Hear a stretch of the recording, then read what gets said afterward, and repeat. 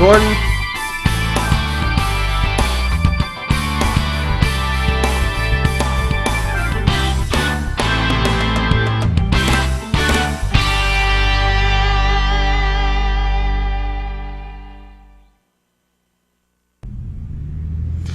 And welcome, sports fans, to today's Roundtable. We've got a great show lined up for you today, and today is our official high school basketball preview for both boys and girls here in Southeast Missouri. So we'll have plenty of guests on today to talk about the upcoming season in our area. We'll have Scott Nelson on here momentarily to give you the rundown on girls basketball this year here in Southeast Missouri. A lot of great girls teams last year. We're looking to have the same this year, so we'll have Scott on to give us the information on the girls' teams here coming up shortly. And also we'll have Terry McVey and Tommy Jacques along with us to talk about Southeast Missouri boys basketball here in the Boot Hill. And we've got into our basketball season starting last night here in Southeast Missouri with the Riverbend Classic. We'll touch on those scores here momentarily. But a great season lined up for us this year, and especially here at YHC, we're going to be doing more games than ever before here on your hometown channel. We'll give you the rundown on those games as well. But get involved in our show this morning at sports@yhctv.com, the email address. Send us your emails all throughout the show. We'll take your emails on each segment, and we'll get you involved in our show. Send the emails to sports@yhctv.com. Any questions about any of the teams or basketball in our area, any shout-outs, anything at all that's appropriate, we'll air right here on the show. So send us your emails to sports@yhctv.com. And let's go to football. First off, let's go to football games. We're in the state championships this weekend. And yesterday we had the Class 2 final. That was Lamar defeating Lafayette 49-19. And in Class 4, but big shootout in this contest, it was Webb City defeating Country Day, Mary Institute of Country Day Schools, 56-42. A big win for Webb City in that Class 4 final. Big shootout in that championship. And in Class 6, it was Blue Springs South defeating Christian Brothers College 40-37. And those are your finals from yesterday, and they'll have two more state championship games today.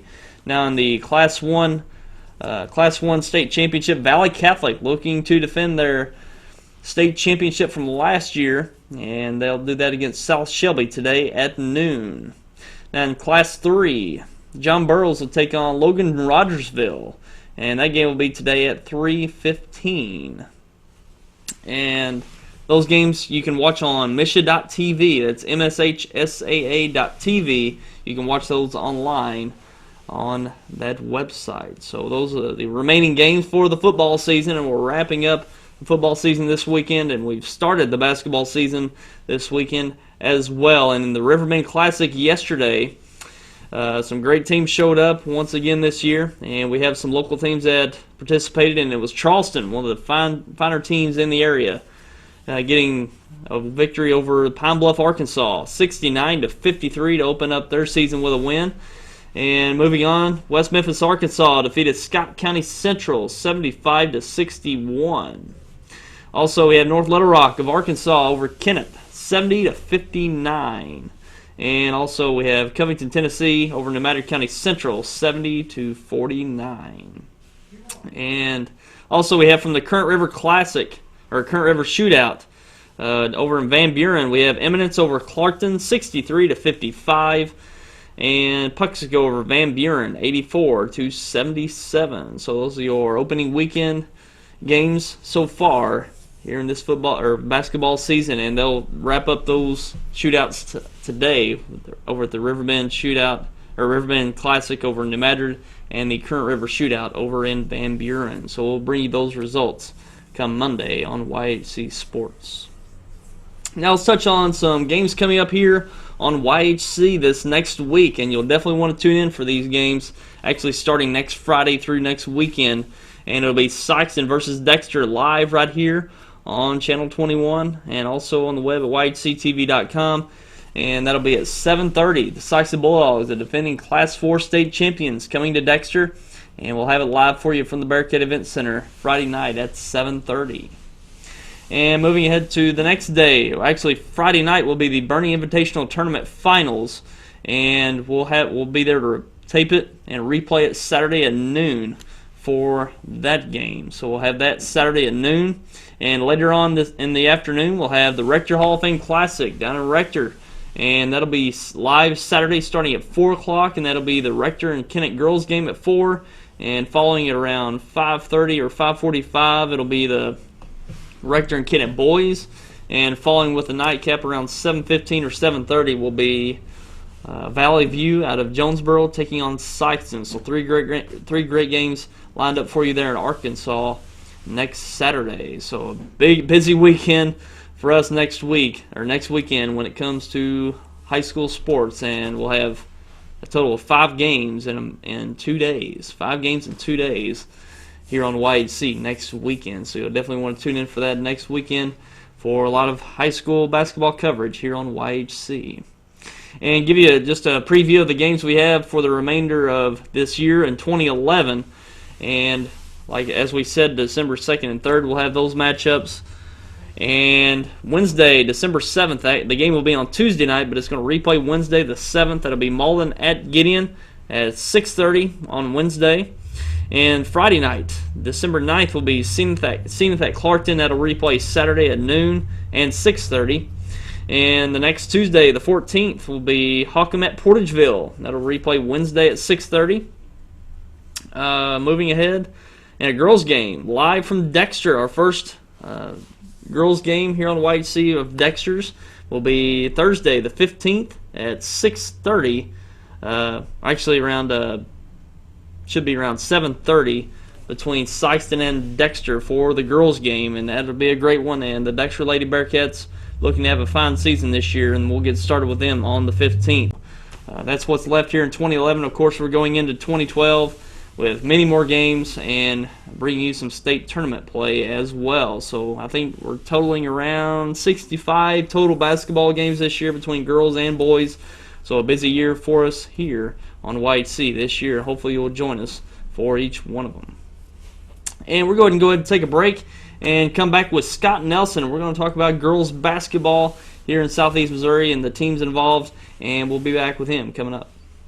People come from everywhere to get their deal from Lincoln Lacey. They come from Midland, Bloomfield, Oren, from New Madrid, Bertrand, Campbell, Parma, Kelso, Lilburn, Portageville, Risco, Bernie. Lincoln Lacey is your domestic auto needs headquarters. From Rector, Arkansas, Gideon, Sykeston, in Arkansas, Morehouse, Dexter, Minor, East Prairie, Charleston, Chaffee, Hollard, Arkansas. Come on out to Lincoln Lacey in Malden. Welcome to NFL Total Access, the show that takes you inside the locker room and down on the field. With inside access to all 32 teams all year long. NFL Total Access, Monday through Saturday, only on NFL Network. NFL Network, where football season never ends.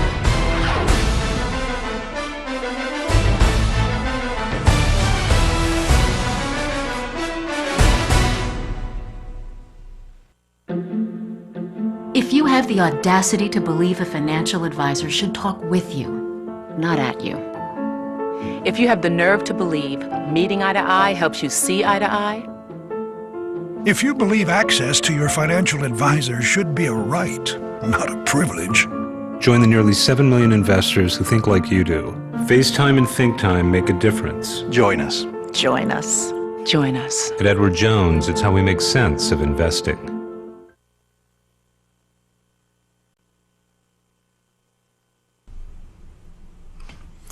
And now we're along with Scott Nelson, and he's here to talk about some girls basketball today. And Scott, it's good to have you with us. Great to be here, Tyler. Sure. And first of all, you can send your emails throughout the show. We'll be taking them over the air. And just notice that this is Scott's first time, so go easy on him. And again, the email address is sports@yhctv.com. We'll take all of your comments, any questions, any concerns about basketball in the area here on the show today. Now, Scott, we'll talk about the Farmington Invitational Tournament first. Okay. And this is one of the premier tournaments each year. And if you cross it between girls or boys basketball, this is a very, very competitive tournament each year in Farmington.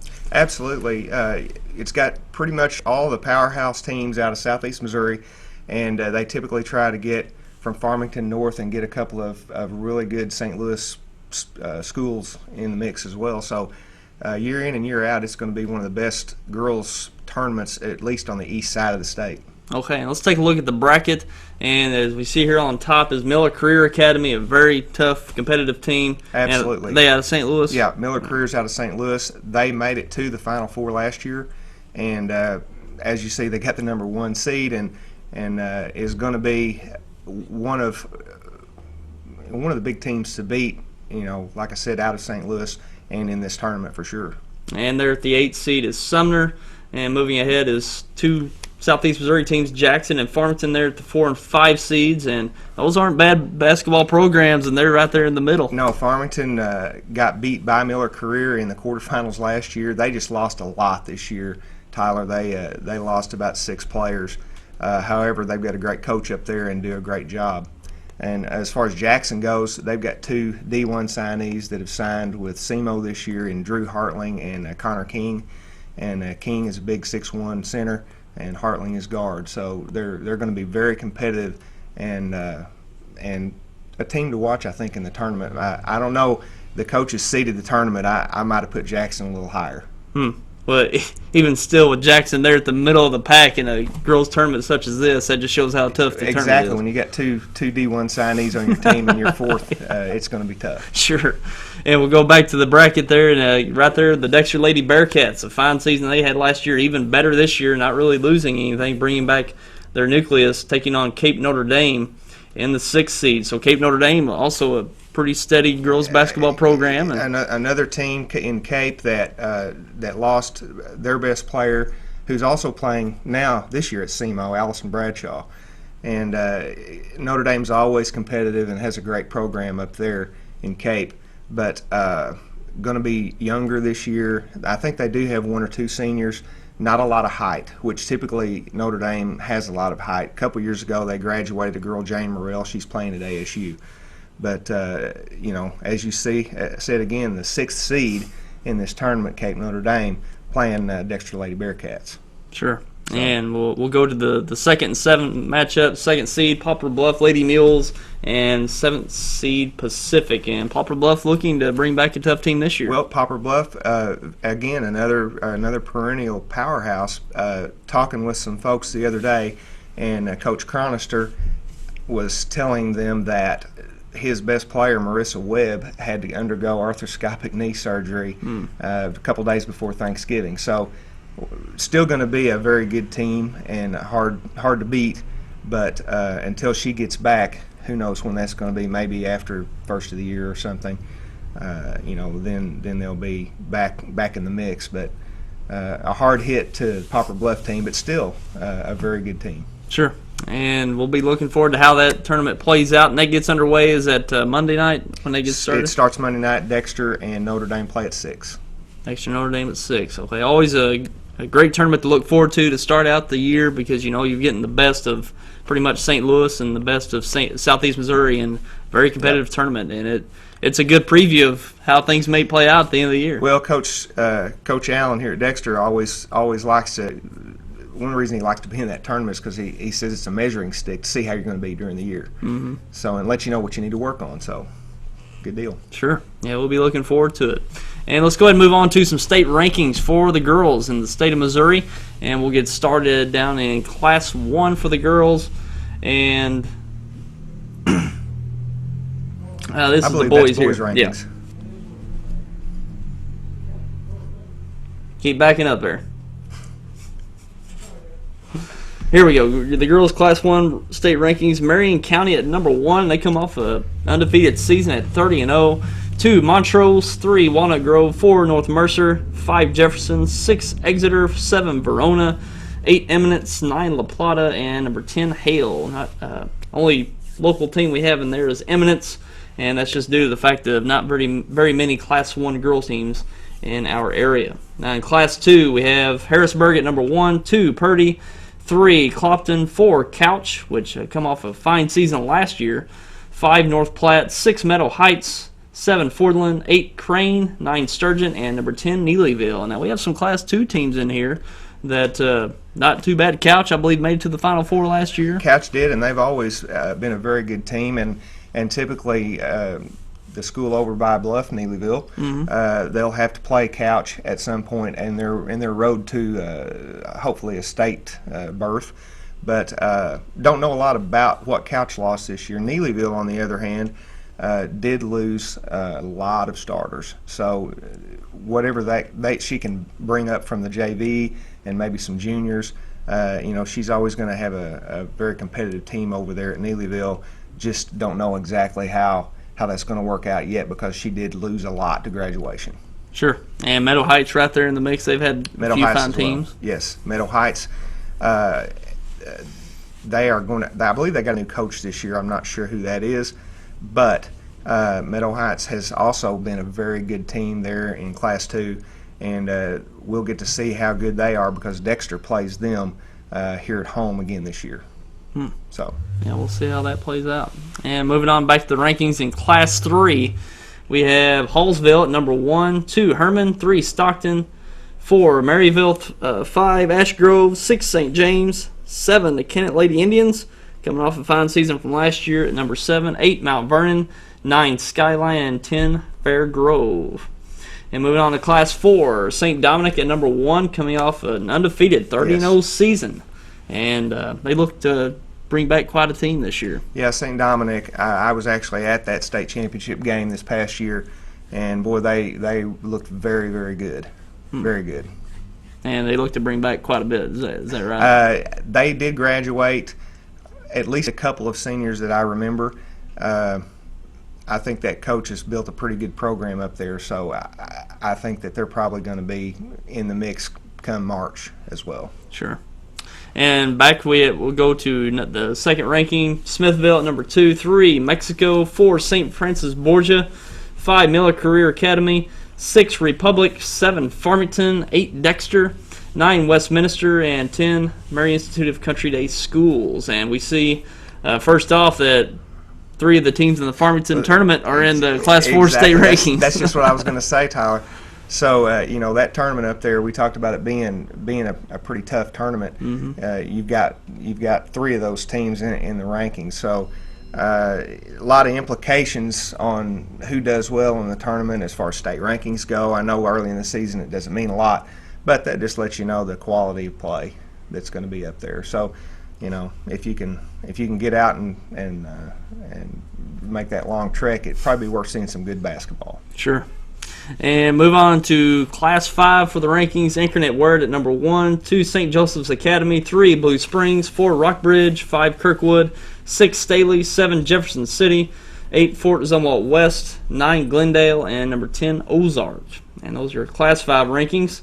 And those are your state rankings, and those are from the Missouri Basketball Coaches Association and Most Sports. They put that together for a preseason poll, so it's probably going to be a different poll that we're going to look at for the remainder of the year. Usually the sports writers, the sportscasters associations put one together, and they'll wait till next week to put one out, but that's the preseason poll for the Coaches Association and Most Sports. So that's the preseason polls so far.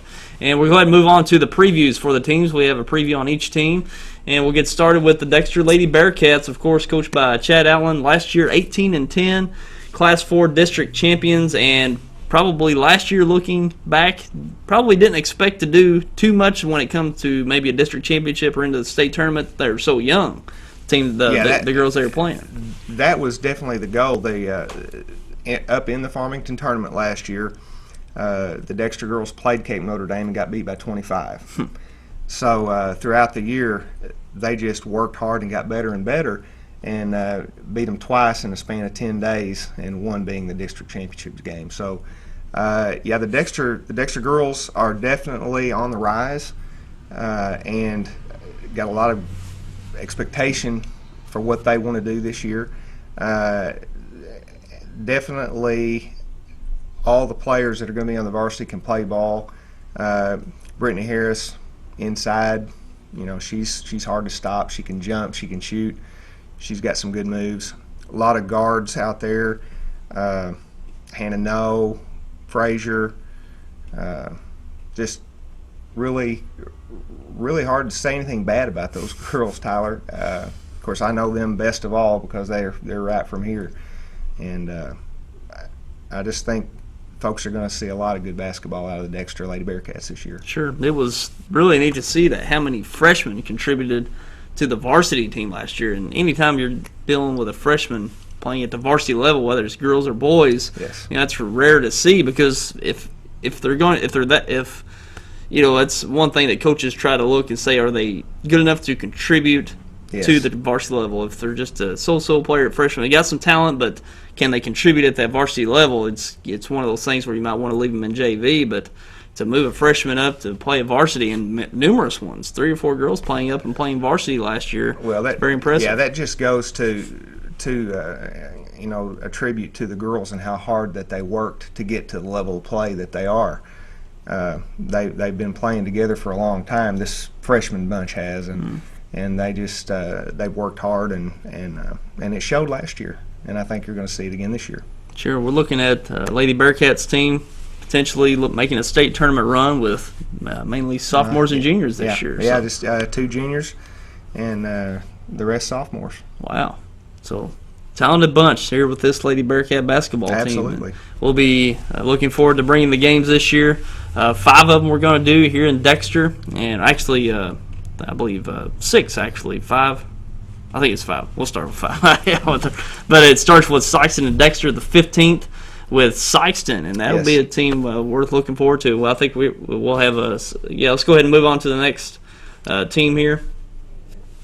And we have Sykeston, coached by Matt Schonhoff. And last year they went an impressive 17-8 and lost out in the semifinals of the Class 4 tournament. So they've got a team coming back, and Schonhoff does a great job of it. Yeah, Coach Schonhoff has really done a great job, and Sykeston kind of floundered there for a few years. I don't know if it just wasn't getting some of the athletes out that they were trying to, but they were able to get them out, and had a great year last year. Like you said, they lost to Cape Notre Dame here in the Class 4 semifinal. One hit that he's going to have this year is one of the better players, Asia Liggins, is not coming out. I think she's concentrating on volleyball this year and decided not to play. So that's gonna. They're still going to be very, very good and a very tough adversary for a lot of teams, but may hurt them a little bit in their quest. Of course, got to play Cape Notre Dame, got to play Dexter. It's tough road. Sure. In the Class 4 District 1. Yeah, it sure is. At this point, it's awful competitive. And we'll go ahead and move to our next team. We have Charleston, coached by Josh Thompson. And last year they were district finalists in Class 3 District 1, losing to Kennett. Lady Indians moving on to the state Final Four, and they returned some players, Consuela Cooper, Aniqua Ewing, Sierra Frazier. Sierra Frazier and Joanna Walker, incoming freshmen that are looking to make some big playing time this year. Well, and another couple of players that I personally haven't seen them play, but I've heard a lot of good things about them. And I think that they will have another good season. And they're in Class 3. Of course, you've got them and Kennett. And but I think that the coach there is gonna have Charleston playing pretty well. And Charleston's been to, I think, now 4 straight district championships and just happened to lose all of them. So yeah, they're got pretty to go right in the right direction. Right, sure. Yeah. As long as you're in that championship, you're giving yourself a chance. Giving yourself a chance. Yeah. That is exactly right. Sure. And moving on to the next team we have, Portageville, coached by Barry Branscombe, and last year they were district finalists in Class 2, lost to Zenith Huntersville in the district championship, and they returned Latavia Harris, Allison Walls, Jennifer Eiflin, Danielle Morgan, Taylor McCoy, and Jenna Hawkins. And this is one team that's done well over the years in Portageville. Yes, they did very, very well over the last several years.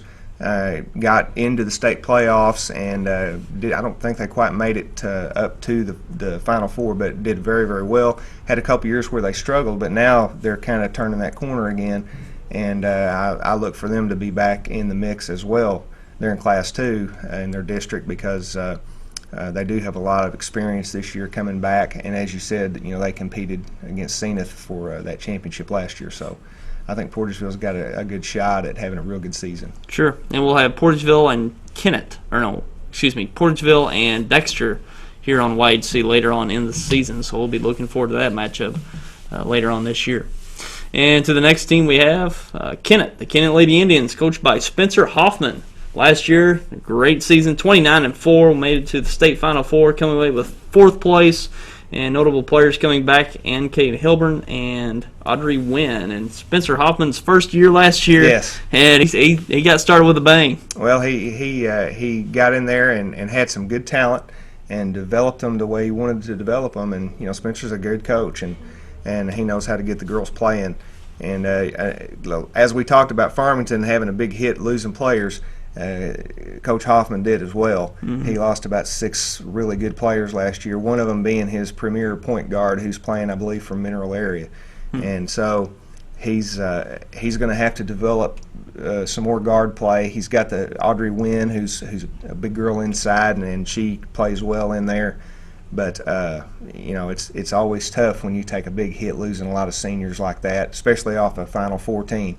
So he's got some rebuilding to do this year, but as good a coach as he is, he'll have a good competitive team on the court. Sure, and we'll be looking forward to the Lady Indians here on White Sea as well, and we'll have a matchup later on, Dexter versus Kennett, yes, which was a fine contest last year. Yes, two times they played, and both games were very competitive, with Kennett coming out on top on both of those. I'm sure the Dexter girls are looking forward to that game. Sure, and we'll be looking forward to it to show to everyone here on White Sea as well. And do we have any more teams? One more? Okay, we have New Madrid County Central, coached by David Crockett, and last year they went 14-12, district semifinalists, and they competitive Class 3 District 1, and they returned Benicia Childress and Karen McGlosson to this year's team. And New Madrid's come along with their girls program here lately. Yeah, Coach David, he does a great job down there at New Madrid, and not a lot of kids with experience on the varsity level. But he's been developing that program over the last several years, and they've got some good athletes, and he teaches them the right way to play. So they're gonna be a good competitive team again. So a lot of good girls basketball to look forward to this year here in Southeast Missouri. So I'm excited about the season getting started. Sure, and that's the way it's been here the past few years. There's been a cultivation of talent here in girls basketball, which we're well known for our boys basketball, yes, of course, but the girls have really come on, and they've taken to the basketball as well, and we're seeing a lot of developing talent. Yep, absolutely. And we've got one more tournament to look at. We've got the Gideon Lady Bulldog Classic, and we have New Madrid County Central on top at number 1, taking on 8th-seeded Crothersville, 4th-seeded Hornersville taking on 5th Campbell, 2nd-seeded Kennett taking on 7th-seeded Malden, and 3rd-seeded South Penobscot taking on 6th-seeded Portageville. And that'll get started Monday down in Gideon for that Lady Bulldog Classic. So those are probably some smaller schools in the area playing, but very competitive. You got Portageville, Kennett, and New Madrid County Central in there. So should be a pretty competitive tournament for Gideon. Oh, yeah. Should be very good.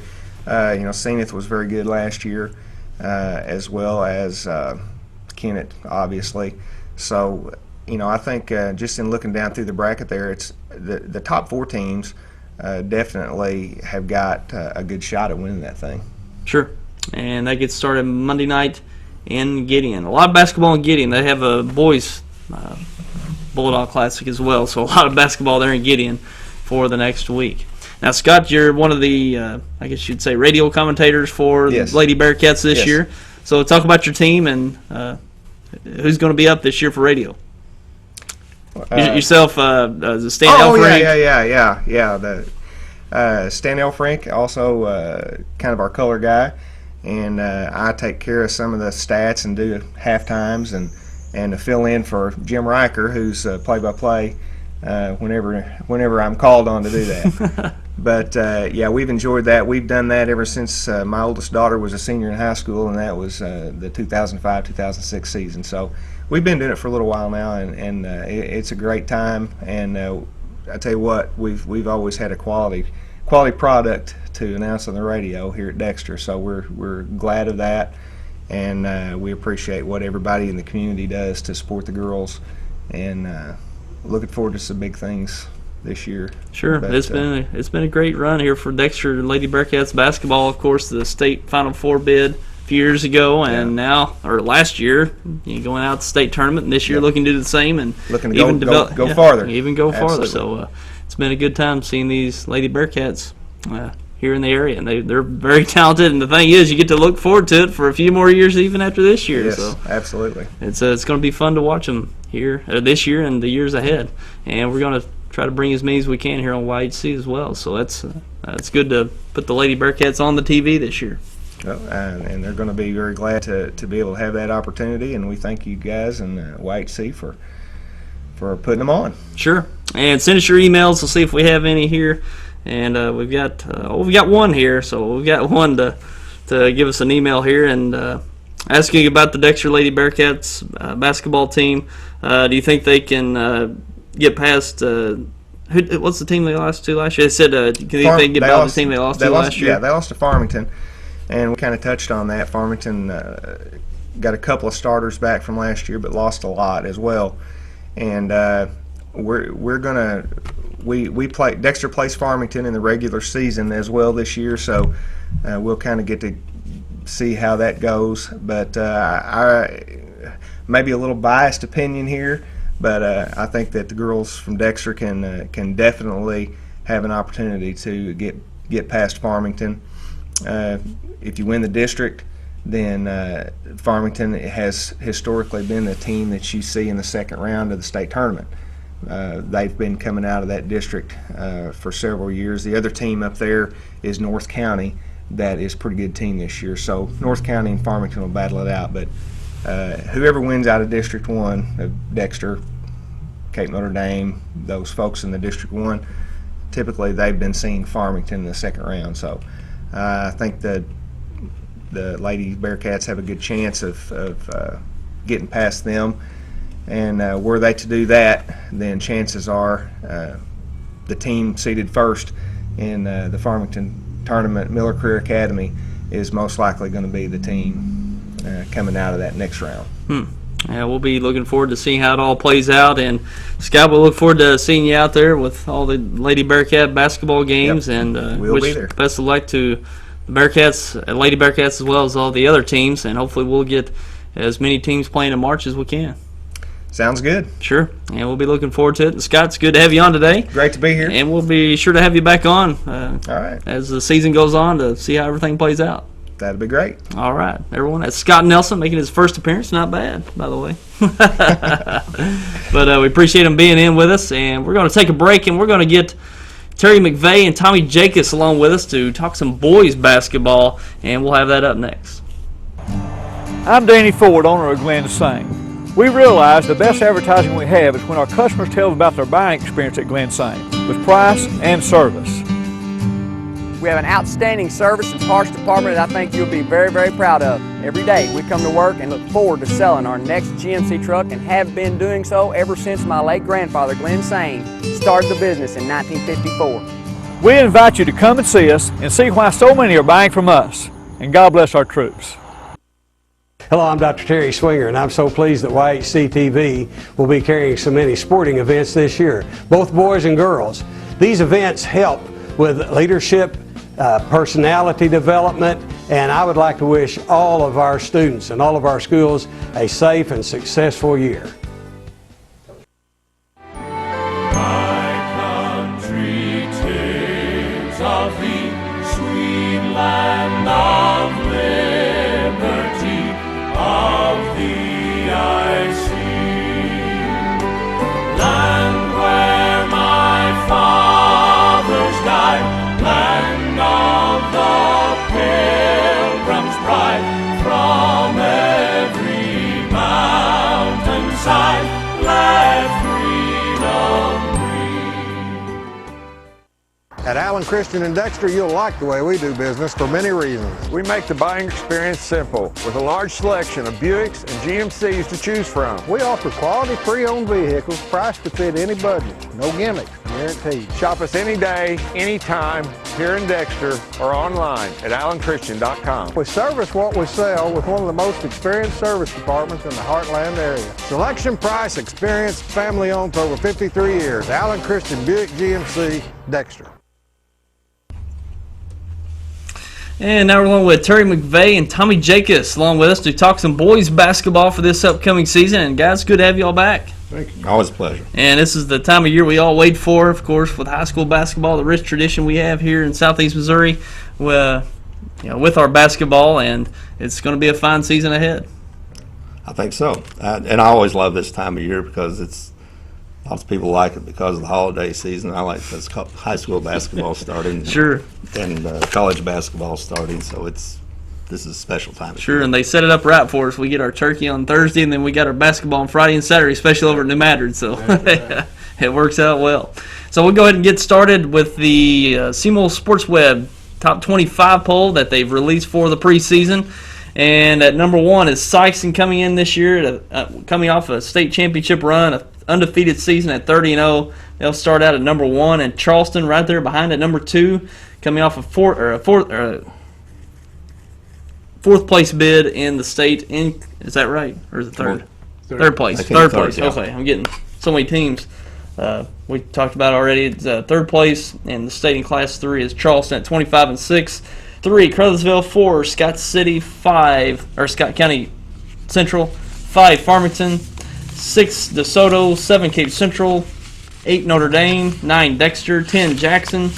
11, Hillsboro. 12, Portageville. 13th, South Iron. 14th, Perryville. 15th, Thayer. 16, Bernie. 17, Festus. 18, Kennett. 19, Poplar Bluff. 20, Risco. 21, Crystal City. 22, Leopold. 23, Clearwater. 24, Park Hills Central. And rounding out the top 25 is North Pemiscot. So just looking at that poll, it's likely to change quite a bit because we're seeing the better teams up front, of course, with Sykeston and Charleston. But some teams probably in the middle of the pack are probably going to move up some. We see Kennett probably likely to move up some. They're returning. They're losing a lot of seniors, but they've got a lot of talent moving up, especially from that JV team. Yeah, Kennett lost the eight-man rotation last year. They've lost 7 of them to graduation, but Adam Grantham's the only player that played a lot on the varsity last year. He's back. But they're going to be pretty good. They're going to be bigger underneath. We saw the game last night when they got beat by North Little Rock, but they played well underneath, and they have guards that can play. They're going to have to shoot the ball a little bit better, but they're going to be a good team. Sure. And no surprise, Sykeston, Charleston up at the top of that poll. Yeah, the usual suspects. Sure. Yeah, and we see Bernie. They're up there probably in the top 15 of that poll, and, of course, they've made a great run over the past few years. And, Tommy, you've been covering Bernie the past few years, and they look to bring back a few good JV players from last year. Yeah, I learned a few years ago that never count Bernie out because they've got kids just got a lot of dedication, and they're going to play hard. And Coach Bite does a good job with those kids, and it amazes me how year after year Bernie's going to put a competitive team on the floor. We thought last year was going to be a down year for Bernie, and they come in second in the state. Yeah, we thought. And if somebody got some down year, really. And really, I think they were still the better team last year in the Final Four. They should have won the ball game. Of course, Crane was pretty good, but Bernie had a tremendous semifinal games both years and come out. But you never bet against Bernie. I learned that. Sure, and great run there in Bernie the past few years for sure. And let's go ahead and touch on the state rankings for the state of Missouri, starting with Class 1, and this is preseason from the Basketball Coaches Association of most sports. And Scott County Central coming back off 3 straight Class 1 state championships, going for the 4th this year. They started out at number 1 with Scott County Central at 29-2 from last year's team. And number 2, Jefferson. 3, Drexel. 4, Risco. They're coming off a 20-win season last year. Great season and bringing back a lot this year. 5, Bramer. 6, Leopold. 7, South Iron. 8, Oak Ridge. 9, North Pemiscot. And number 10, Medville. And moving on to Class 2, Billings at number 1. 2, Norwood. 3, New Haven. 4, Wellington Napoleon. 5, Lone Jack. 6, Salisbury. 7, Sturgeon. 8, Hawcom. 9, Sacred Heart. And number 10, Miller. And Class 3, Hogan Prep at number 1, defending Class 3 state champions. 2, Cardinal Ritter. 3, Charleston. 4, O'Hara. 5, Ellsbury. 6, Lutheran North. 7, Maplewood. Richmond Heights. 8, Blair Oaks. 9, Stratford. And number 10, Hamilton. In Class 4, Sykeston, an undefeated 30-0 last year, coming back and at the top of the poll this year to start out, followed by Soldan at 23-7 from last year, looking to bring back a great team this year. 3, Hillcrest. 4, Lafayette out of St. Joe's. 5, Logan Rogersville. 6, Grandview out of Kansas City. 7, Imagine College Prep. 8, Jeff City Helias. 9, DeSoto. And number 10, Platte County.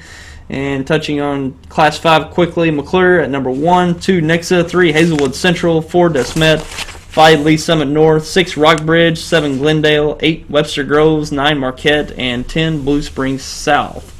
And looking back on the polls, in Class 1, Scott County Central at number 1, and losing a whole lot from last year. Starting with 6'9" forward Otto Porter's now playing on TV at Georgetown. Playing a lot at Georgetown.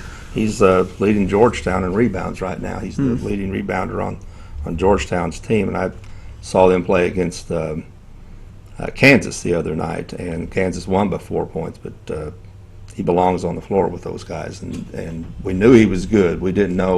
I didn't know he would assimilate that well into a major college program like he has. This quickly, anyways. Yeah, I didn't think it would be this quickly. We knew he'd be good, but you watch him on the floor, and he's not intimidated by being there at all. He's playing well. He had a couple of threes against Kansas.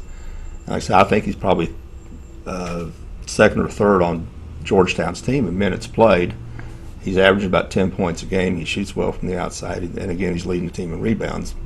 And they play a great offense for him. They play kind of a speeded up Princeton offense, which is good for a good long player like him who can shoot from the outside. But he looks good. Looks really good playing for Georgetown. It's nice to see a kid from a small school like that, representing real well on the major D1 level. Sure. And you got to see a little bit of that game last night, Terry, with Scott County Central coming back, and they're a little smaller this year, of course. You lose 6'9", you're a lot smaller. So yeah, they didn't have a guy over 6 feet on the floor last night, but they're a Scott Central team. They're very, very quick. They shoot the ball real well. They defend real well and pressure the ball real well. It's a Scott Central team, and I think the number 1 rating is probably well deserved. They got beat last night by West Memphis, but that's the West Memphis that's always a powerhouse in Arkansas. They had they played a 6'7" and 6'8" guys that could play basketball last night. Once they got in half court, they pretty well dominated. But Scott Central in the second half got it down to 3 points and had the ball and got a charging call against them. But they played real well. Now Scott Central is going to be good. Very good. And West Memphis plays out of Class 6 out of 7 classes in Arkansas, and little Scott County Central, the smallest of the small here in Class 1 in Missouri. Yeah, they played 6'7", 6'8", and had a guard that was could play for Scott Central. So that's how good that one guard was. So Scott Central is going to be very good. Yeah, and Tommy, we've got Risco here in the top 5 in the state in this preseason poll, and they come back off of a 20-win season, the first they've had in years, and they bring back a strong nucleus this year. So Scott County Central and Risco might be a little different matchup this year. It may not be the 50-60 point deficit like it has been, because like I said, Risco pretty good, and Terry's is exactly right. This Scott County team, they're gonna be all right. Because it's hard to compete with your 6'8", 6'7", and a bench like West Memphis had. But they're going to be a typical Scott County Central. They're going to be hard to handle, especially in their classification. Very well coached. Coach Wright does a fine job. It was a little bit strange last night. I left before the game was over, and I didn't see Coach Cookson sitting behind the bench. But he was there. I saw him on the end, but Kenny Wright's a good coach. Yeah, they're looking back to make another run for a 4th straight state title. So it's folks over at Scott County have been a little spoiled over the years, but it's going to be a tougher road this year. Of course, with Otto Porter, the talent he's got playing down in Class 1, you've got a major advantage. But this year it's going to be a tough year for him, just because the size factor, and a lot of teams coming up, such as Risco and other teams that are going to give them a good run. Well, North Pim's right in the top 10, and deservedly in the top 10. They're a good team. Sure, and David Macklin there at North Pim, fine guard, around 6'2", point guard. So he's going to look to have a fine year as well. And also, let's touch real quick on the Bernie Invitational Tournament coming up this week. And it's going to be a great tournament. This is always a good tournament each year between 4 or 5 teams that are always really making a run for this championship. And Risco on top this year. And taking on East Prairie in the first round. 4th-seeded Bloomfield taking on 5th-seeded Twin Rivers. 2nd-seeded Bernie taking on 7th-seeded Campbell. 3rd-seeded Holcomb taking on 6th-seeded Puxico. So you're looking at 4 or 5 teams with Risco, Holcomb, Bernie, Bloomfield, and even Twin Rivers. Twin Rivers made it to the championship last year in this tournament to make a run for this tournament. This is a good, we're looking at smaller schools here, but this is probably the best group of small schools in the area in the tournament here at Bernie. Well, you got 2 teams that are ranked in the top 10 in their class, and Bernie will probably end up being in the top 10. Holcomb's ranked in preseason, ranked number 8 in Class 2, and they've got just about everybody back. They had the Massey kid and the 2 Reeves and the Skelton kid's back. And I remember last year they came to the Bloomfield tournament for the first time, and somebody told me, they couldn't understand why Holcomb was getting in that tournament because there's no way they can compete with the talent of Bloomfield. Well, they played 4 nights and I think won 3 games, and they proved real quickly that they deserved to be in that tournament, and I can see they're well deserved on the top 10 ranking in Class 2 because they've got good players, and the Massey kid's a big player who has talent. He has skills. Sure. He can shoot the ball and he can move with the ball, and for a Bernie tournament, we're talking about how good Holcomb is. They're seeded 3rd in the tournament. Yeah. So that tells you something about how good the Bernie tournament is. Sure. And Tri-County's really coming on here the past few years, Tommy. That's going to be a fun conference this year because it's wide open for several of those teams. You throw Risco and Holcomb and North Pembescott. And somebody can slip up at that time of the year and knock somebody off. So it's going to be fun. That's going to be an interesting Tri-County conference. Sure. And they have such intense rivalries in that conference that, there's bloodletting going on in some of those games. Even if Clarkton happens to be down or Gideon down, when they get in that tournament, like you say, they're such rivals, they're going to play their best. Mm-hmm. And they could, 4 or 5 C's slip in and knock off a 1. Sure. And the team that kind of gets outside of our focus here is Cooter. Cooter's in the conference as well. And they're pretty consistent year in, year out, too. It's going to be fun. And, Camel's, I understand, going to be down a little bit. And Coach Fowler's not coaching at Camel this year. He took the time off, and Joey Kerperin is going to take over. And any time when Coach Fowler was coaching Camel, they could be down, but they're going to battle you. Because if you play for him, you're going to play. You're going to be in shape. And so I probably figure Camel is going to be all right. Maybe not going to be at the top of that thing, but maybe they're going to represent themselves well. Sure. And also we have the Gideon Bulldog Classic taking place in Gideon this week. We touched on the girls, and we'll go ahead and touch on the boys here. Crothersville at number 1, taking on 8th-seeded St. Hornersville. 4th-seeded North Pembescott taking on 5th Clarkton. 2nd Gosnell out of Arkansas taking on South Pembescott. And the 3rd-seeded Hayti Indians taking on 6th-seeded Gideon Bulldogs. So here's another good tournament to look forward to this week. And Crothersville is another team in there that's playing out of Class 3 and the Boot Hill Conference that are looking to bring back a fine team from last year's fine team as well. Crothersville is going to be very, very good. They return most of their good players. Like Volan Fonda isn't there, but Elby Fonda is back. Of course, Daryl Monroe's back, and that's and Daryl really hadn't learned how to play basketball yet, but he still scores, 15 and gets 10 rebounds, and he is such a tremendous athlete, and it's so much fun to watch him play. I just enjoy watching him play because he's a really good kid, and he has fun playing ball. And you can tell that he has fun playing ball, and he's such a good athlete that he can make so many things happen on the court. And they got other players, and they've got a couple of players that aren't on the roster right now, like Taylor and Belton McWilliams, that probably on the roster after the first year. And Claude Taylor is 6'6", wide body, good basketball player. Belton McWilliams didn't have really good numbers last year as a freshman, but I think by the end of the year he may have been one of the best basketball players Caruthersville had. He was a 6'2" forward, freshman forward, who has guard skills, and by the end of the year, he was playing as good a basketball as anybody on the Caruthersville team. When they get those guys back and going, Caruthersville is going to really be a force in Class 3. That District 1 Class 3 is going to be a fight. Sure, and it always is. It has been the past 5 years anyways. They're in Class 3. And, you know, that tournament over there, that could be a fun tournament, because I think Caruthersville, just in my opinion, know very little about guys in Arkansas, but they're probably head and shoulders above everyone else. Caruthersville, I mean. Yes. But, you know, Haytie's in that thing, and you can never count Haytie out. Whatever Haytie team's going to show up. You know, that bunch last year came in there at the district tournament, and Campbell played within 3 of them. But then they come to the semifinals and played Bernie down to the wire. Bernie ended up beating them like 8, but it was close. I think they took the lead in the fourth quarter. And Haytie, I always call them unbridled talent. Right. You know, they can beat you, or anybody can beat them, but they do have some athletes. So you know, you never know about them. And we could see a Caruthersville Haytie final down there. Those are fun games to go to. Those Caruthersville Haytie games are fun games to go to. Buckle down and get ready to watch.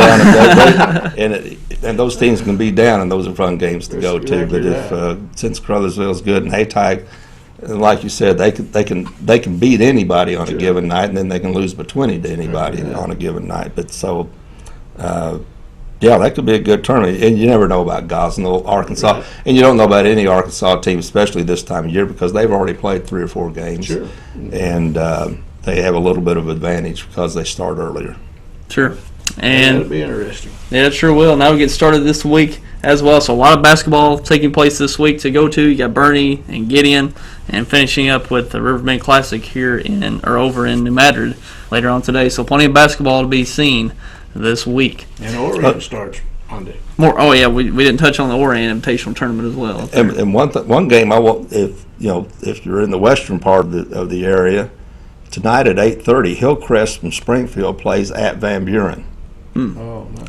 Now, and Hillcrest has Dorian Green Beckham. Dorian Green Beckham plays for them. He's probably the #1 football prospect in the state of Missouri, and they're playing at Van Buren. And of course, Hillcrest is one of the best Class 4 teams. I think they're ranked class #3 in Class 4.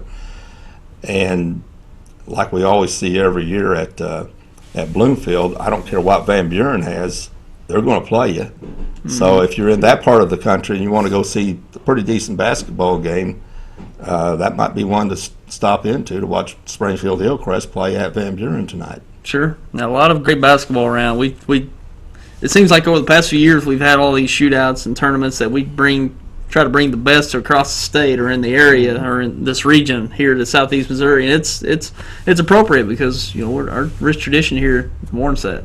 Well, but probably the best teams you're going to see tonight are going to be in New Madrid at the Riverbend Classic, like it usually is, because they bring in, they've got North Little Rock, West Memphis, Covington, Tennessee, and Pine Bluff. And Charleston beat Pine Bluff about 15 last night, but the other Arkansas teams, won, Covington won, but there's good basketball. You're going to see some good basketball at the Riverbend like you always do. Sure. And we'll go ahead and touch on the teams for the boys preview, and we'll start with Sykeston, of course, probably one of the best teams in the state, regardless of class last year. Greg Hallfield does a great job there. Undefeated 30-0, the Class 4 state champions, and it's once in a lifetime kind of thing to come across an undefeated season. And the only one I can really remember back to in a class this big would probably be maybe Charleston made a good run back in 70s. In the 70s they were undefeated. 70s they went at 33-0. And that's about the only team. Portageville had some undefeated seasons. Yeah, Portageville did, but you're looking at Class 3 and Class 4 because that's what it used to be, Class 3 and 4. But man, you get up Class 3 and 4 and going undefeated, that's quite a year. And you don't see that very often with classes that big. Yeah, Sexton's getting in the mode where Coach Hallfield has the system, and he's involved in all levels of it to where they're reloading every year. They had the best JV team in the area last year, and so they're just reloading.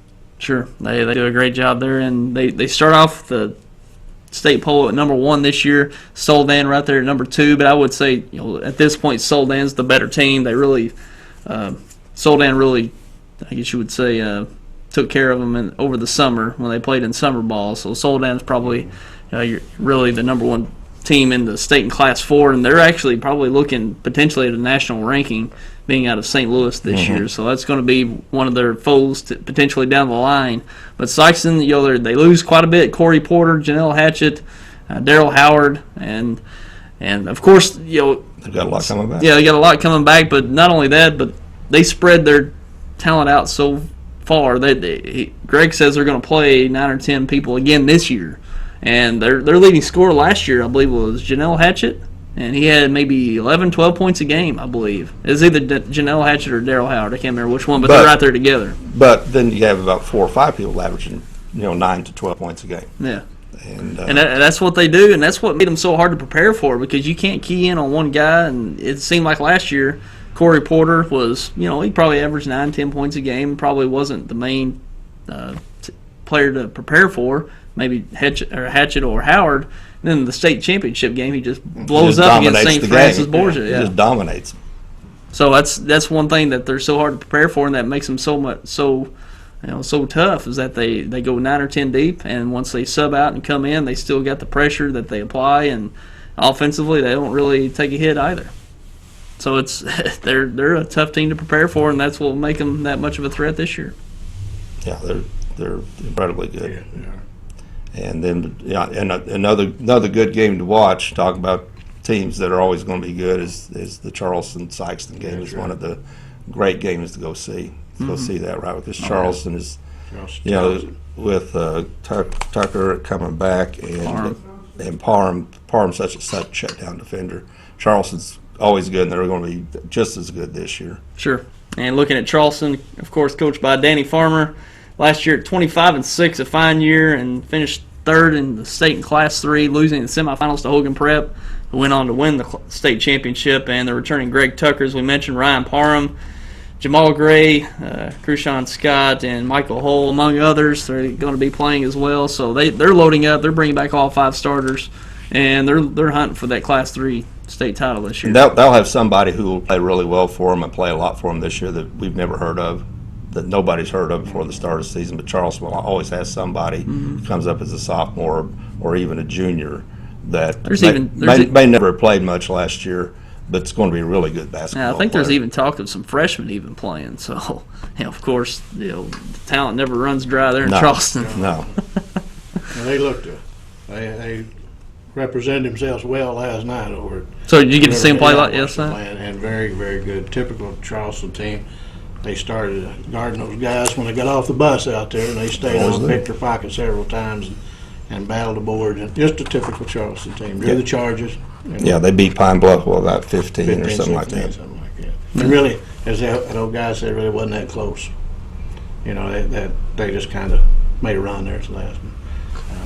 It's a good game. Charleston's going to be tough to handle. Oh, yeah. It's their, and like last year, they had that team beat in the semifinal. And that kid missed that free throw that let it go into overtime, and he had played, and they were there, and they would have won it, I believe, if they would have got through that. But free throws are important, as we always say. And that kid, especially in the end. I'm glad it was him out there. I don't think I could hit the rim, but they played very well. Yeah, Greg Tucker signs with Northern Colorado this past week, and Ryan Parham, is it Ryan Parham? Ryan Parham at junior point guard that played very well last year as a sophomore. So a lot to look forward to. He played well as a freshman.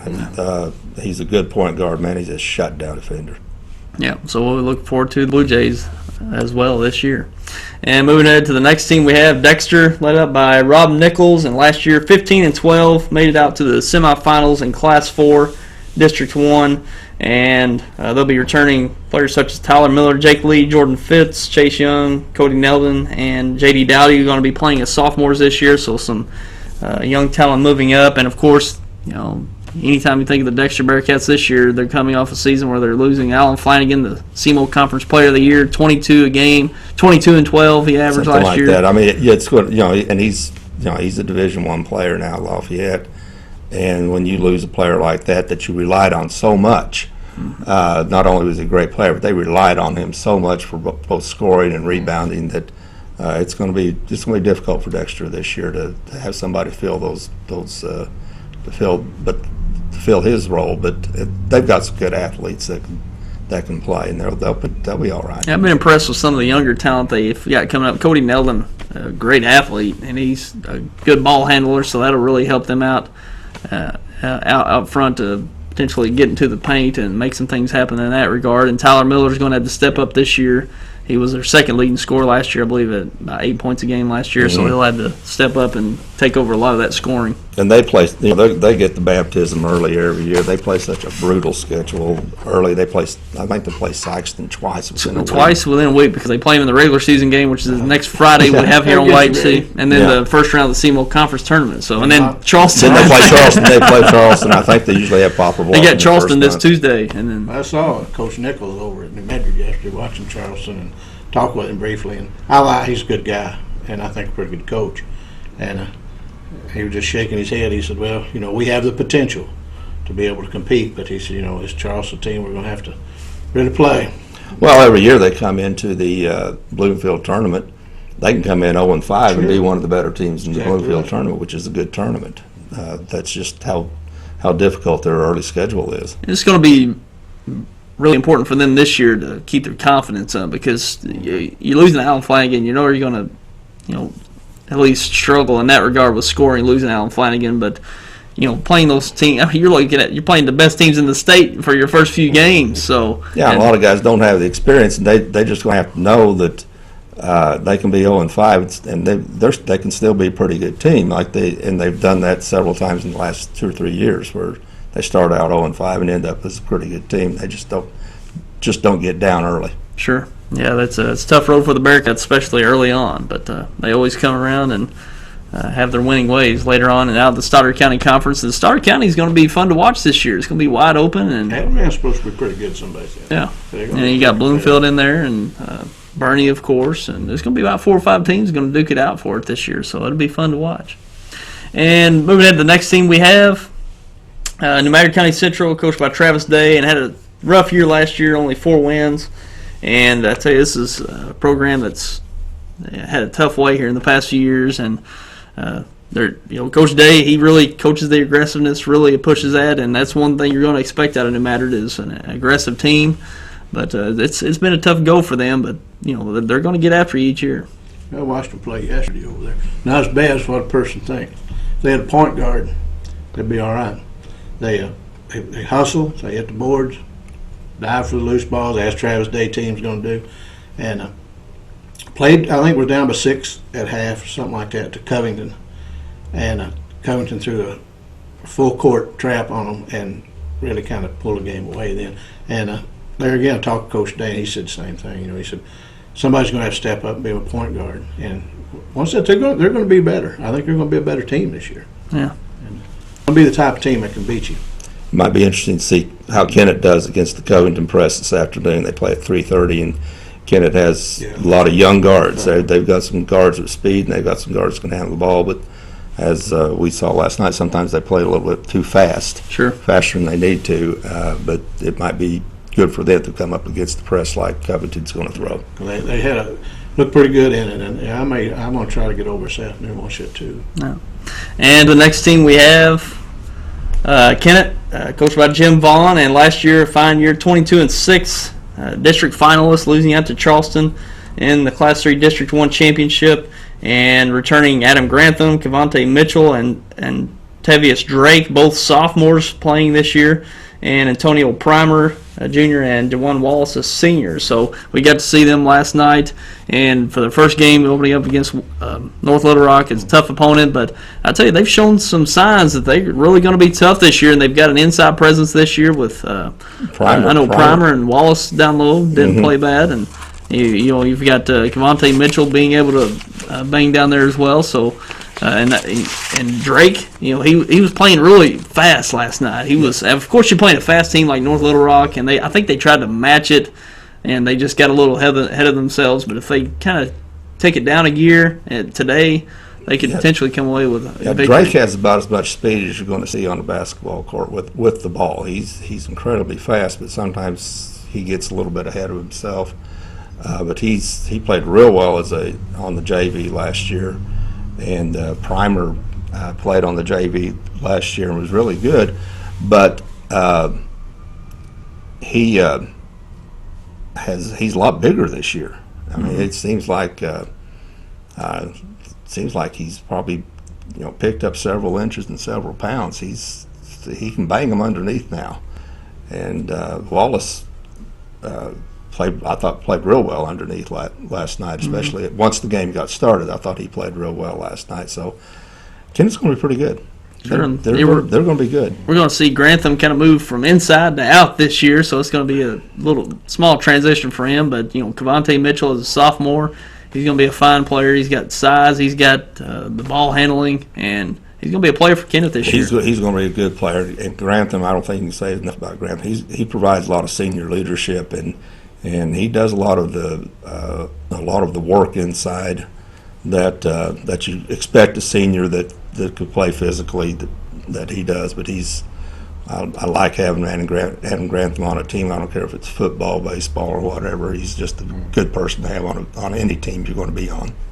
Sure. And last year you losing, was it how many seniors? 7, 8 seniors from last year's There are team? total 9 seniors. 9 seniors. But 7 of the 8 rotation were seniors, and we lost all of them. 3 of them are playing junior college ball now, or maybe even 4.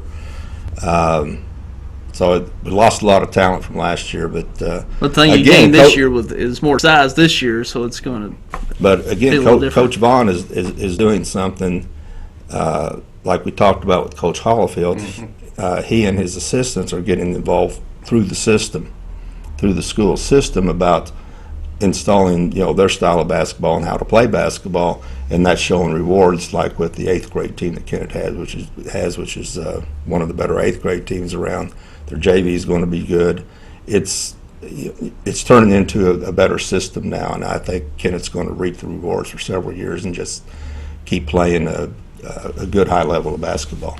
Sure. And that Boot Hill Conference, it's going to be fun to watch how that plays out this year with them in Crothersville, and it's going to be fun. And Portageville, Crothersville, Kennett. Sure. Yeah. Any of those teams. That's good. Boot Hill Conference is going to be good, as it usually is. Sure. And South Bend is going to be better. I want to say something because we know they're going to be better because they couldn't be any worse. They were East Carter bad last year. But Aaron Bible's their coach this year, and their JV was actually not too bad last year. Yeah. And South Penn could surprise some people this year. They could. They'll be a fine team over the next few years. They're going to be a decent basketball team. They're not going to win the conference or the conference tournament, but they're going to be competitive this year. Sure. And they're going to, and Crothersville is going to have a conference tournament, I think, this year. Yes, it is at Crothersville. Give them a pretty good incentive to try to win that the first year, new gymnasium, and I'm glad for those kids that I read an article about how it's really been stressful down there in that one little gym trying to get all the girls at junior high and the boys all practicing at the same time. And Terry, you and I did a game down there year before last, and my, they had us on the end line, and it was just right out of bounds. And Terry would call a game, and I would watch to make sure that Darryl Monroe or somebody didn't come through there, or the ball didn't. We'd switch. They were dodging balls. That was fun. It was fun. Then you had that official, Kevin Lawrence, trying to aggravate us, telling he was going to try to get the flow of the game. But I was sitting there thinking how everybody's going to laugh and how it's going to hurt if Darryl Monroe was at full speed and comes over the stadium, like Dwight Jackson from Ball. Yeah. I'm proud for Crothersville, and they're going to be hard to handle. And they, and one thing I'll say about the Crothersville kids, they conduct themselves on the court the way they ought to. That's exactly right. They conduct themselves like they've been there, and there's no mouthing, there's no little tantrums or anything. They conduct themselves right. And they did the same thing on football field. Mm-hmm. As we talked about Darryl Monroe, Darryl will knock you down. He'll help you up. I don't know if that's so he can knock you down again. He's a fantastic athlete, and And other athletes on there too. And and he is such a good kid, and you know, he is such a good athlete. He's a sophomore, and all these, especially in football, teams have been recruiting him for the last year. And he's told them, said, don't even try to recruit me till after my junior year. I want to have fun. Yeah, I want to enjoy playing ball when I'm in high school, and I think that's just a great attitude. Sure. And he shows it, especially on the basketball court. He shows that he enjoys himself. And I think he has some pretty good guidance at home. He I has think his excellent. mother makes sure that she held him out a game or two this year. She did. Over some things, and that just shows tough love. And it sure shows. No, she's class. And that kid's got a future. Yeah, we'll be looking forward to that this year as well. Crosville and that Boot Hill Conference. It's going to be a great Boot Hill Conference. And some other teams we have, Scott County Central we touched on, 29-2 Class 1 state champs. So, of course, they're going to try to duplicate what they did last year and potentially a fourth straight state title. So, Scott County Central Braves look forward to this year. Losing quite a bit, but still yet they'll be competitive as we've mentioned. And moving on, we have Portageville, led up by Jason Irby coming into his second year. And last year at 16-8 and district finalists, losing to Bernie. Bernie moving on to the state title, but returning Tevin Walker, Steve Buchanan, Jansen Darst, Eric Simmons, and Dominique Walker. And of course, this is a team that'll be athletic with both Walkers, Tevin and Dominique, and some other team players moving up. Yeah, Buchanan's going to have to play big underneath. They lost Menace and Young from last year, who were bangers, such big bangers that they had last year, and they've lost those guys. But Buchanan's going to have to play big underneath for them. Yeah, and Tevin Walker had a great year last year. I think he averaged 16 a game, and he's as athletic and get to the hoop. Dominic Walker is just going to be as good as he wants to be. Right. You know, I think he has that ability. And that's going to be a fun district down there because, you know, a lot of things can happen between now and then. You know, kids may move, somebody may get injured. But, you know, when you get Hawcom, Portageville, Hayti, and I'm probably forgetting somebody. Bernie will be in there, yeah. Anybody can win that thing. And it's going. The number one seed is going to be very important in that tournament. Sure it is. Let 2 and 3 beat up on each other. And you come back and try to continue to beat up on them the next night. Yeah. But that's going to be interesting. Oh, yeah. Any of those teams come out there. Oh, yeah. And, well, we're always expecting a good team to come out of Portageville no matter which year it is. You know, coming off team, you're losing your whole starting 5, they're going to bring back a good team. So, Jason Irby's done a fine job there. Sure have. In his second year this year. Sure is. And they put up as they say, a gallant fight against Bernie. You know, Bernie had a game plan, came in that thing, kind of throwed everybody off, and you know, beat them on their home floor. And I don't know who's going to host that district down there this year, but that's going to be fun to watch. Sure. Yeah, we'll be looking forward to it. And my team's in my unbridled talent team. Anytime may be a spoiler in there, knock somebody they can't tell. Yeah. Or they could go home the first round, you never know. They're always right there. Yeah. And some other teams we have, Risco, and headed up by Brandon Blankenship, 2 straight district championships the past few years, 20-8 last year, a 20-win season, and they're bringing back a lot of talent from last year. Chris Pavey, probably their leading scorer from last year, Luke Bixler, senior, Jeremy Fowler, senior, and some talented underclassmen, and Austin White and Hunter Knight, juniors, and Jordan Pavey as a sophomore this year. And those Pavey brothers together, awful tough. I'm thinking they probably had some marathon games of force in their backyard because those guys could shoot. And I don't think, you know, they play horse for a couple of hours just because nobody missed a shot. Right. And this is a very athletic team. Jordan and Chris Pavey, there's some quick guards, and Brandon says over the off season and this fall they've been really running those boys to get them in shape to where they're just up and down because they're going to be a little smaller this year. But boy, if the athleticism that they bring to the court each night is going to prove very well. And 20-win season and pretty much bringing everybody back. And that's where you look ahead in the Tri-County Conference. They're going to be very competitive, and they're going to be hosting the districts this year. Yeah. So they're going to have a good run at that this year. That's going to be interesting. I like, and you know, you touched on something there, and it's something I've always maintained. Your season's made in the off season. Mm-hmm. The kids that want to get out there and work in the off season, that's gonna make the season. So many schools, kids don't want to pick up basketball, don't want to do weightlifting for football until the day it's supposed to start. You know, you get in the backyard, go to the gym, lift, whatever you can do, play in any AAU ball, whatever you can do, it's just made in the. It's got to have that desire. Yeah, you work in the off season, then you start having fun. That's right. When the games start, that's when it starts getting enjoyable. Right. That's when you reap the rewards and have fun. Sure. And looking ahead, if everything plays out like you did last year, Scott County and Risco being the sectionals, and of course last year Scott County got the upper hand, but it's more even this year with Risco probably better than they were last year, and Scott County, of course, missing out on 3 or 4 seniors, including Otto Porter. It's going to be a fight this year to come out of Class 1. Well, that's Timmy Harmon or Lee Jones, somebody else, they're going to call that game. They better like me. They better get in shape. I watched those guys last night.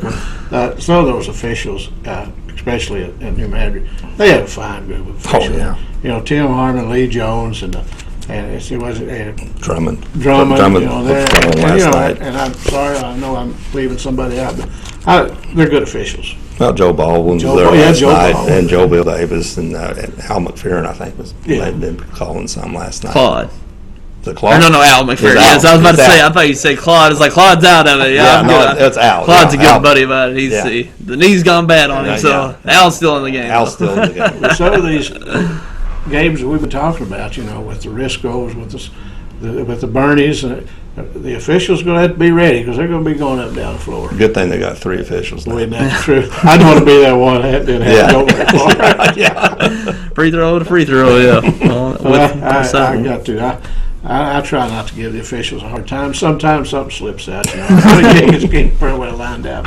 We have some good officials in this area. Oh, we have some great officials. I sure do. I enjoy watching the officials a lot of times. I do too. Just watch. It's fun to watch them go to a basketball game and watch the officials. Just watch how they position themselves and how they get ready to make a call, and how they get in the position to make a call. That's a fun part to watch of a basketball game. And a good official, I'll tell you, you hardly notice him, right? Because he conducts himself the way he does.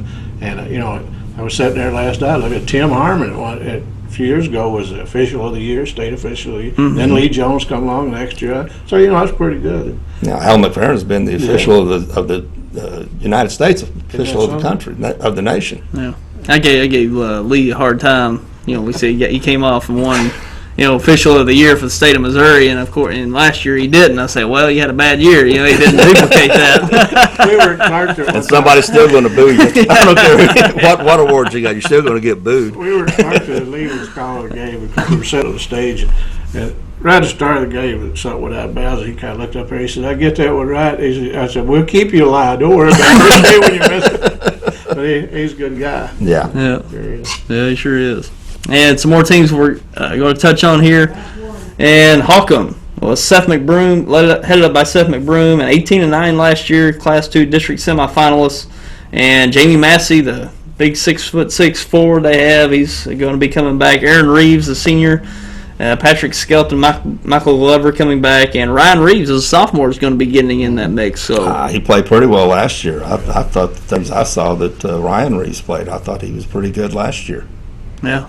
So Holcomb's coming along, and they're going to be good this year and next. So anytime you've got Massey at 6'6" underneath, and I'll tell you what, that Skelton kid's a good player. He's hard to know. He's like his great uncle Jason. Oh, okay. That's Jason. I know you remember Jason. I sure do. He would battle you and play hard, and this kid's got a lot of those traits.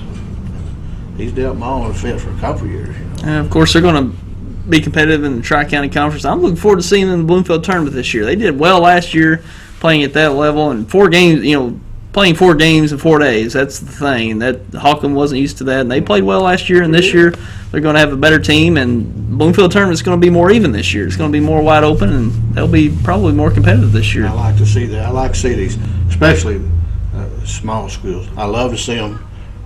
Those years come through that they could compete and come in. I love that, whether it be Holcomb, Camel, whoever. I love Malden. I would really like to see Malden compete, but maybe we will this year.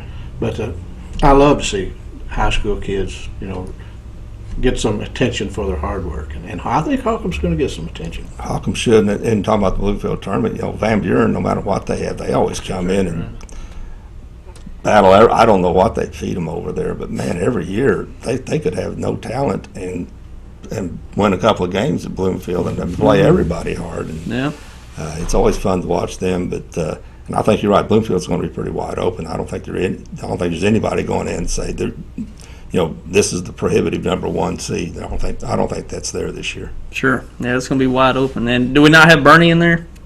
Is Bernie? Okay, Bernie's in there. Brad Botch heading up the Mules last year, 28-5, their second straight state championship appearance in Class 2, and they're going to be bringing back some talent. Jesse Shelton and Matt Eves from that team last year, Bryce Rogers as well, and juniors moving up from the JV, David Baker and Sam Turner. So this is going to be a tough little group. That'll be good. Yeah, that'll be good. Some hard-working kid right there. Yeah, and Sam Turner stands up around 6'5" as a junior, and he started getting into the mix last year as a sophomore into the state tournament. So they're going to have the size and a lot of aggressiveness out front with Shelton and Eves and Rogers out there and David Baker coming up as a junior. So. Rogers helped him last year off that bench. He sure did. And do things that didn't show up in the scorebook. He'd get a rebound or he'd save a loose ball. And I thought he played, pretty well for the time he got in. And who was their center last year? What was his? Sammy Walker. Sammy Walker. We did the game against New Haven when New Haven had the 6'9" kid, and Sammy Walker was 5'10" or 6 foot or something like that, and he kept the 6'9" kid out of the blocks, and that pretty well. I think that was one of the big differences for Bernie to win that game against New Haven, because New Haven was really good. They were. Man, they were good. And they're out there at the top 3 in the state this year. I can see why the way they play, they're going to be good all the time. Yeah, I'm really impressed with them last year. And Bernie, as we mentioned, Bernie last year was, it's going to be a down year for him. And, of course, they make it the state championship again and have a great run last year. Jordan McGowan and the crew. And Brad Botch done a great job there. Yes. Man, he's just, especially last year. So much out of his talent. Yeah. So much out of it. And, as you mentioned, Bryce Rogers and Matt Eves. Matt Eves he didn't play the year before and come back, and he was a big part of their team last year. And he just finds players to put them in a position to succeed, and that's what a coach is supposed to do. Exactly right. Yeah. Yeah, you better not count them out. Nope. Can't ever do it. Yeah, they're going to look to make another run this year, and why wouldn't they be able to with what they've done the past few years and the talent they're bringing back? So we'll be looking forward to seeing how the Bernie Mules fare this year, and that's the last one, right? And we have other teams to look at. We've touched on Crothersville, Cape Central looking to make a better run this year. They've got some transfers in. I understand that they're going to have a lot of talent. Sure. And Notre Dame, they struggled a little bit last year losing some players. Of course, they're going to lose I know you're talking Tolbert, Jacob Tolbert from last year, and they're going to struggle in the underneath a little bit. But 15-12 last year. Jackson also 14-12. Poplar Bluff having a tough stretch at 10-15 last year. And it's just been away for Poplar Bluff the past few years. Boy, they have an excellent coach, and they work hard, and they play really good defense. But last year they had one guy that scored, Jake White. He got injured, and before he came back, they were having trouble scoring 30 points a game. And they won last night. They won a game last night at Quincy, Illinois, beat a team from Illinois. Yeah, it's been a struggle, but they're going to play hard because the Coach Frazier, that's the way he coaches, and that's the way they're going to play. So they can be okay just because they do play such good defense. Sure. And Twin Rivers, the other team we had there, and can't overlook them. 17-7, and always compete. Yeah, Benson will have them playing over there. Yeah, they're always good. And they'll probably still have some of the same names because they just rotate the old Kramers and and they still have all the same names. But they're always a good competitive team. Sure. And Tommy, maybe you can give us some insight on Malden this year. Of course, Evgeny Sokolov's taking over. Sure, it's they're not very big, quick. They're a little faster tempo. Numbers are down. Like John Shea Robinson's the senior that has played all year last year, and we got Quentin Johns and Anthony Hughes that played part of the year last year. And if Quentin Johns can stay healthy, and he's going to really be an asset. And of course, got Romello McCoy in there. Going to play a couple freshmen. Cortez Dobbins. Cortez is a good player, a good kid, and really been competing. He's going to play varsity and probably get one of the starting positions. Malden, can be as good as they want to be. If they want to play, they can compete. If they want to, I don't know, for lack of a better word, if they just want to slouch around, it's going to be a long season. But they have the ability, and they got to have that desire. And I've been up to the practice 2 or 3 times, and seem like every time they seem to be doing a little better. They've learned that getting in shape is the thing you're going to have to do, because the teams we're going to play is going to get you up and down the floor, and we're going to have to play smart, because we have like 8 or 9 kids on the varsity, and going to be a pretty decent junior varsity team, I think. But I look for better things out of Mullen. They can beat you, or they can be beat, but they have the ability, and night after night put as good athletes on the floor as any team would play. And I wish them well, and I'm going to support them, and we'll just have to see. And it's all going to depend on if they want to get in there and battle. And you can't play 1 quarter and take off a quarter. You got to play 4. Sure. But I wish him good luck, and I wish Coach Sokoloff. He's deserving to be a head coach this year, and he's working.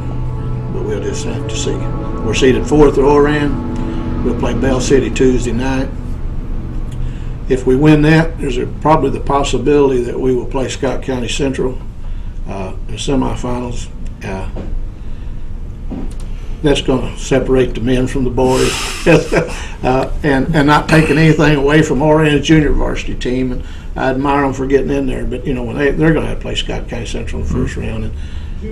But we'll see. I hope that Mullen does well, and we'll find out. Pretty good early season wake-up call. Yeah, that's true. Scott County Central is going to show you what being in shape means. No, they sure will. Yeah.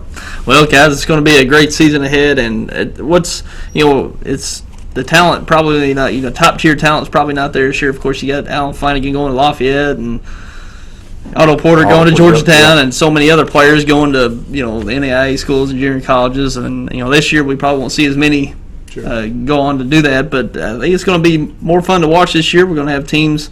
It's going to be more wide open to where we're not going to know what to expect coming into each Tuesday and Friday night. But it's going to be fun to watch, and we're bringing a whole lot of games here on YHC, getting started this week, and it's going to be a fun season to watch. Sure. Terry and I was talking.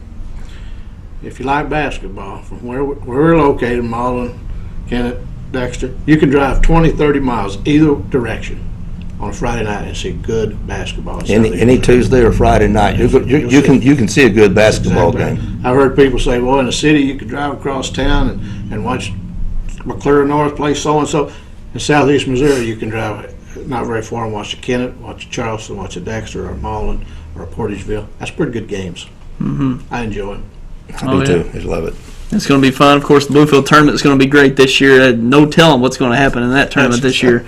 So it's going to be fun to watch for all 26 games. And guys, we appreciate you being here today to really give our viewers an in-depth look into the season this year. And we're going to be looking forward to get started here on YHC this week. And Tommy's going to be on the radio with the Green Wave this year. Might try to get him on TV this year. We're going to be doing enough games where we can throw him in there. But Terry's going to be along with us for quite a few games as well, so we're looking forward to it, and we'll be sure to have you guys back on throughout the season to give our viewers the best experience when it comes to local sports. We appreciate it, and we appreciate you guys. What you do. Sure do. Sure. Yeah, it's fun, and it's getting started, and by March it'll be fun to see how it all plays out by March. So. And everybody, stick around for this afternoon, because Missouri's going to score about 60 against Kansas. Got the border war. We got the border war this afternoon at 2:30. Missouri's going to score about 60 against Kansas and send the whining Jayhawks back to Big 12. Yeah. I'm ready for that. Yeah, we'll be looking forward to that. It might be the last one for at least a good while. Yeah, so we'll see. Yeah, a lot of shake-up. It's a shame it's going to end, but it really is a shame for lots of reasons. But if it's going to end, we might as well score 60. Might as well. All right, well, that's our basketball preview for today. We appreciate you for tuning in, and we hope you join us for all the games this year on YHC, and we'll be here each Saturday to recap it for you here on the Roundtable. And thank you again, guys, for coming on. We'll be sure to have you back. And for all of you out there, we thank you for tuning in, and enjoy a great season this year.